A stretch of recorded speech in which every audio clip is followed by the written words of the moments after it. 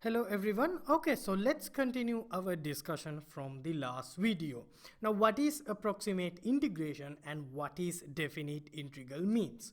Well, the definite integral means, according to the last video, remember, so you have to solve this definite integral, you have to integrate f with respect to x between a and b, and if you do that you will get a number, a value, right?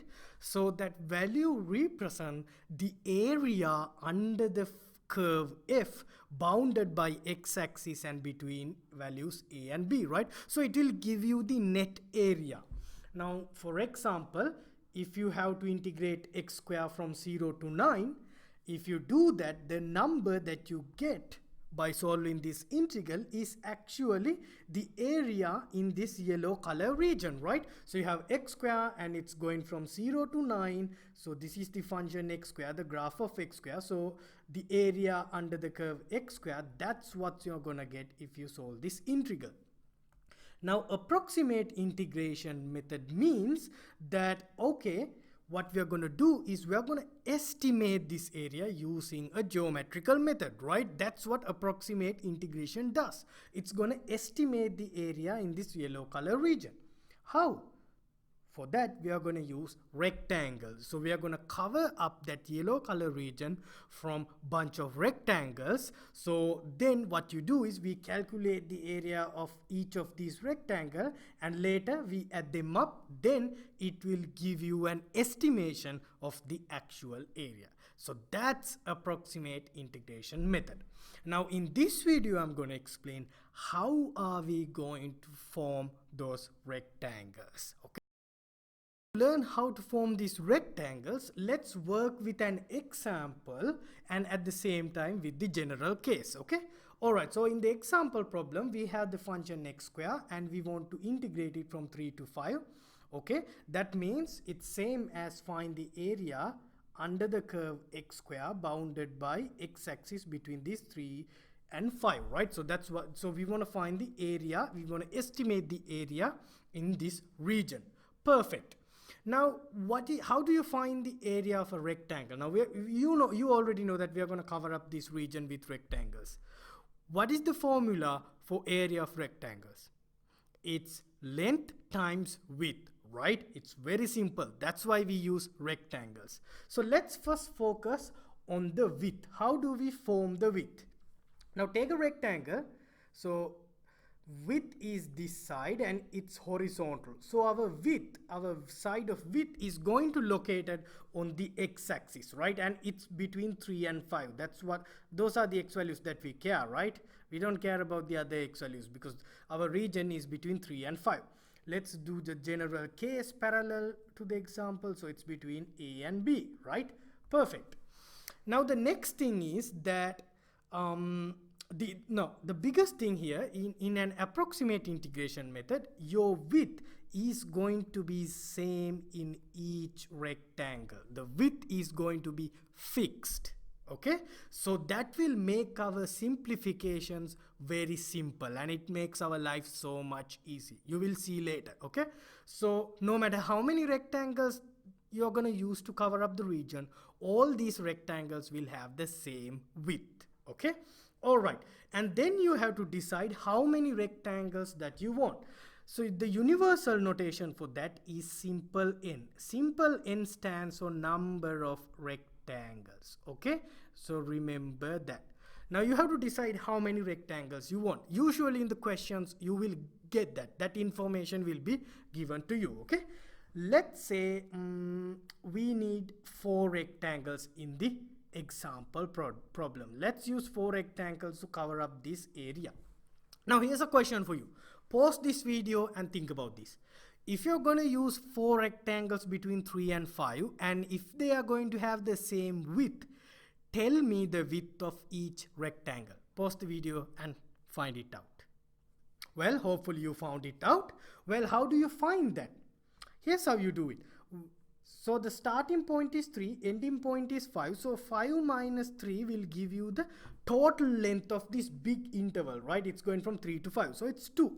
Now it's long 2 units. So if you're going to have 4 rectangles, let's divide by 4 to get the width of each rectangle. So 2 over 4 is half. So width here is what? 0.5. So the width is 0.5. Now the universal notation for width is delta x, change of x. Now in a general case, how do you find the width? Let's say you have n number of rectangles between A and B. How do you find? It's B minus A over n.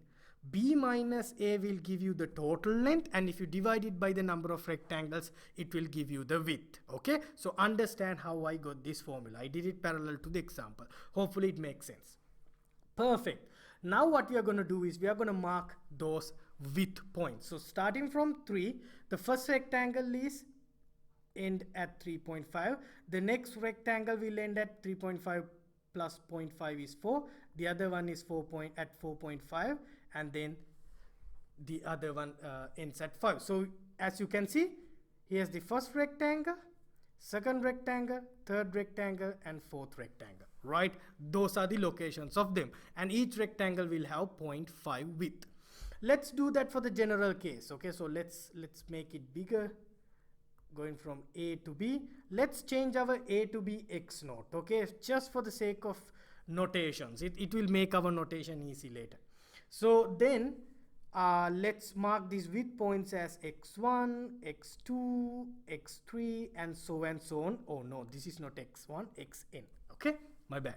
So we have n number of rectangles here, and then we are going to have these rectangles. First rectangle from x0 to x1, other one from x1 to x2, other one from x2 to x3. So likewise we will have n rectangles. I didn't mark the rest in this line to save time. Okay, all right, perfect. Now that is how we form the width. Let's now form the height of these rectangles. Okay, form the heights on these rectangles. Let's mark these points. So this is 3.5, and the next one 4.5. Okay, now this is where you're going to have lots of different approximate integration methods. Okay, now in this approximate integration method, we have something called sub-intervals. So what are sub-intervals? Well, we have this big interval going from 3 to 5, and we have small sub-intervals 3 to 3.5. That's the first sub-interval. So each sub-interval will associated with each rectangle. Okay, so it's like the interval of each rectangle. And the next one is going from 3.5 to 4, the second rectangle. The other one is 4 to 4.5, and the final rectangle is 4.5 to 5, right? That's crucial. These are called sub-intervals of the main interval. Perfect. All right, now as we know, in each sub-interval we have one rectangle. Now to construct the heights, the length of this rectangle, in this case let me use the rightmost point of each sub-interval. That means 3.5, 4 here, 4.5, and 5. So let's take 3.5. What I'm going to do is I'm going to extend this 3.5 line and connect it with the graph. Then the other one is 4, the rightmost point, connect it with the graph, then the 4.5, and then finally 5 is the rightmost point of last sub-interval, connect it with the graph. So I connected the rightmost point with the graph. Now you could have done it with the leftmost point. You could have choose the leftmost point and connect it with the graph, or you could have choose the midpoint of each interval. You could have calculated it and connect it with the graph. So those three options will give you three different approximate integration methods. Okay, but just for the sake of this example in this video, I'm going to use the rightmost point. Okay, no special favor there. All right, so now what I'm going to do is I am going to use these 4 heights that you can see as the height or the length of each rectangle. So the length of each rectangle is going to be different even though the width is same. Okay, now let's create this let me take it back. I'm going to jump ahead. So let's mark these special points where we connect the graph. So what are the heights? Let's calculate the height. So what is the height of this first rectangle? What do you think? So it's 3.5 meet in the graph. So this height should be what? 3.5 square, right? Because it's the function evaluated at 3.5 and this graph is x square, right? So it's 3.5 square. Okay, guess what is the height of this second rectangle? It's 4 square, right? And the other one is 4.5 square, right? And here the height is what? It's actually 5 square, right? Okay, so those are the heights: 3.5 square, 4 square, 4.5 square, 5 square. Okay, so those are the heights. Now let's create the rectangle. So the first rectangle, this is the height, this is the rectangle. Second rectangle, this is the height connected with the other one. Third rectangle, this is the height, okay, the total height, and that's the third rectangle. Fourth rectangle. Okay, that is how we create the rectangles, and these 4 rectangles cover up the region that we want to calculate the area. Now as you can see, it's gonna overestimate, right? Our area from the rectangles look bigger than the actual area, but it's okay, it's an estimation. All right, okay, perfect. So that is how we create rectangles. How do we create rectangles? We are gonna keep the width same, but we are gonna find out the length, or we're going to create the heights of the rectangles using special points in each subinterval, and we are going to evaluate these special points. We are going to evaluate the function at these special points. Okay, so that's what we did basically here. Perfect. Now shall we write down the area of these four rectangles? Okay, so let's do that. Now what is the first rectangle, area of the first rectangle? So the height is 3.5 square, right? It's 3.5 square, width is 0.5. Area of the second rectangle, it's 4 square times 0.5. Width is 0.5, the height is 4 square. Next one, 4.5 square, 0.5, right? The fourth rectangle, the height is 5 square, 25 times 0.5. Great. Now the total estimation for the area is, you just add all these 4, right? Let's do that. So it's 3.5 square 0.5 plus 4 square 0.5 plus 4.5 square 0.5 plus 5 square 0.5. So this will estimate, okay, the integral of x square from 3 to 5. Okay, so this area will be estimated using the area of these 4 rectangles. All right, now let's make it general. Perfect. Now to make it general, so what is the big idea here? The width is going to be delta x, right? In general case, it's going to be same. As you can see in this case, width is 0.5. How do you find the height? It's the function evaluated at a certain point of the subinterval, right? So each subinterval. So what are the subintervals in general case? So the subintervals are x0, x1, x1, x2, and x2, x3, and that goes on as a list, and the final one will be xn minus 1, xn, because you have in rectangles, right? So we can estimate an integral from a to b, integral of f. Okay, so now I'm not going to use the equal sign because it's not equal, it's an estimation. You cannot use the equal sign, it's not exact. Okay, so it's function evaluated at x1 because we use the rightmost point in this example.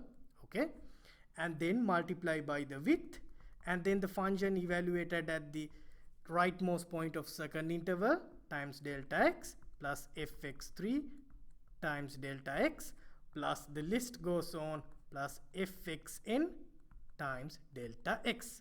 Now look at this formula. Delta x is common, right? The width is same, so you can pull it out. So that's why delta x makes our life easy. Same width will make our life easy. So if you pull it out, if you factor it out, what we are going to get is fx1 plus fx2 plus fx3 plus the list goes on, fxn times delta x. Now I can write this as using summation notation. So I is going from 1 to n. N is the number of rectangles, remember, and it's the function evaluated at the ith point of evaluated at xi times delta x. So we can rewrite this long expression in a shorter expression using the summation notation. Now what's the meaning of this summation notation? For I is equal to 1, it's fx1 times delta x. For I is equal to 2, it's fx2 times delta x. For I is equal to 3, it's fx3 times delta x plus. So that goes on. Now this is the formula, shorter version of for the formula to approximate this definite integral. Okay, all right. Now but this is for using the rightmost point. Okay, now let's make it general. Let's say x tilde I, not xi, x tilde I is any special point of this subinterval in a general subinterval. That's what this means. Okay, take any subinterval. So xi tilde could be the leftmost point, the rightmost point, or the midpoint, could be anything. But here I am not confined to any special point, I am making it general. So if xi tilde is general, then you can approximate the definite integral, and the formula is sigma I is going from 1 to n is the number of rectangles, function evaluated at that special point times the width delta x. So this is the formula. Now what we got here that I'm highlighting from red color, we call it the Riemann sum. That's very important. Okay, so the Riemann sum is the sum of the area of bunch of rectangles. Now if you look at this formula, this expression, it looks intimidating, right? And the Riemann sum, it sounds like a complicated concept, but it's not. What is it? Try to explain it in a simple word, in simple words. Well, it's the summation, or let's make it more simple. It's just you have a bunch of rectangles, you calculate the area of each of these rectangle and you add them up. That is the meaning of this expression, right? Even though it looks intimidating, that is Riemann sum. Now in this video you learn how to form these rectangles. Let's back it up and let's summarize. Okay, so what do you do? So given a problem, what do you do? First you have to figure out how many rectangles you have to use. Usually they will give it to you. Secondly, create that interval, create these sub-intervals, find the width, because width is going to be same.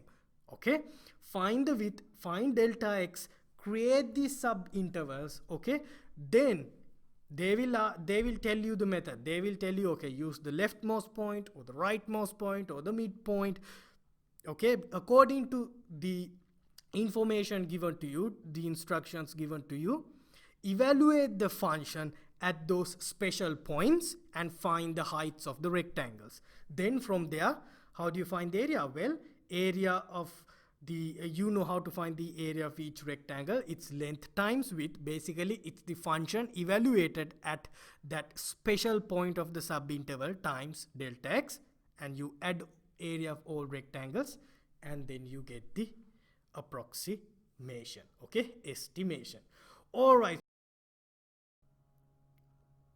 right, so we learned that we can estimate the actual area using n number of rectangles, and this is Riemann sum, right? So basically Riemann sum is function evaluated at a special point on each subinterval times the width. So it will give you the area of each rectangle and you add them up and you get the Riemann sum, or the estimation for the actual area. So let me show you something. Look at these three figures. On the leftmost figure, we have subintervals 1, 2, 3, 4 likewise, and we have used the leftmost point of each subinterval to connect with the graph. So function is evaluated at the leftmost point of each subinterval. So that's using leftmost point. And in this second example here, we have used the rightmost point, just like I did in the example in this video. Okay, so we use the rightmost point and connect it with the graph and form the rectangles. Look at this third picture. Now here, if you look carefully, we have used the midpoint of each subinterval to connect with the graph to create the heights of the rectangle, and then we estimate the actual area. Okay, so those are three different types of ways you can create the length or the height of these rectangles. Perfect. Now if you look at each case. So if you look at it's not a good estimation, right? There's only few rectangles and it's not a good estimation. Sometimes it's underestimation, sometimes it's overestimate. So how can you make your approximation better? Like you choose n number of rectangles, so how do you know how many rectangles you should use? How can you get very close to the actual area? Well, think about this. The idea is, if you can have so many rectangles, if you can have lots of rectangles, the more you're going to take rectangles, the better your approximation is going to be. So let me show you. Look at this. So same scenario. So here this is using the leftmost point. Here we have used 10 rectangles. Okay, so the area of the rectangles is, and the actual area will have a big difference, right? Look at this. Now we have used 20 rectangles. Now the difference is very small, right? Look at how about if we use 100 rectangles. Okay, so it's getting better and better when you use more and more rectangles. Okay, so if you have lots of rectangles, the result will be actually very much close to the actual area. Now it takes us to a mathematical abstract result. So we say that the approximation, so if you want to estimate this definite integral, it's Riemann sum I1 to n, right? N rectangles, function evaluated at a certain special point. So this is the formula, right? Okay, now if we take large number of n, or if we keep on increasing n, or if we take infinitely many rectangles, if we let n goes to infinity, then we get the exact area. This is a mathematical abstract result. Okay, so n goes to infinity means you have humongous amount of rectangles. Okay, you keep increasing the number of rectangles, and when limit n goes to infinity, you get the exact area. Okay, this is a mathematical abstract result. Okay, this is not practical. No matter you use 1,000 or million rectangles, you will always have an error. Okay, this is not a practical result, but it's a mathematical result, but it's correct. Okay, all right. So that's the last thing that I want to touch. Okay, now n goes to infinity. Taking infinitely many rectangles means same as delta x goes to, this should not be infinity, delta x goes to 0. So taking more and more rectangles means your width is going to be smaller and smaller. Okay, so delta x getting small, width getting small means delta x is approaching to 0, because width cannot be negative, right? So the smallest it can get is 0. That means single line, right? But we do not get width to be 0. We approach there. So when we approach there, you can recover the exact area. Okay, so when limit n goes to infinity, when n goes to infinity, we recover the exact area. So that's a mathematical abstract result. Okay, so you can take so many rectangles, hundreds of thousands of rectangles, because you are not going to do this by hand, right? Our computers can do this for us. That's what actually happens in real life. Of course you're going to have error no matter 1,000 or million rectangles you have, but more rectangles you're going to have, the error is going to be very, very small. Your estimation is going to be better and better more you're going to have rectangles. You're not going to get the exact area using an approximation method, because this is a mathematical result, but mathematically when limit of this expression when n goes to infinity should give you the actual area. Okay, all right, so yeah, in the next video let's start properly learning these approximate integration methods, and let's do so example problems. Okay, thank you.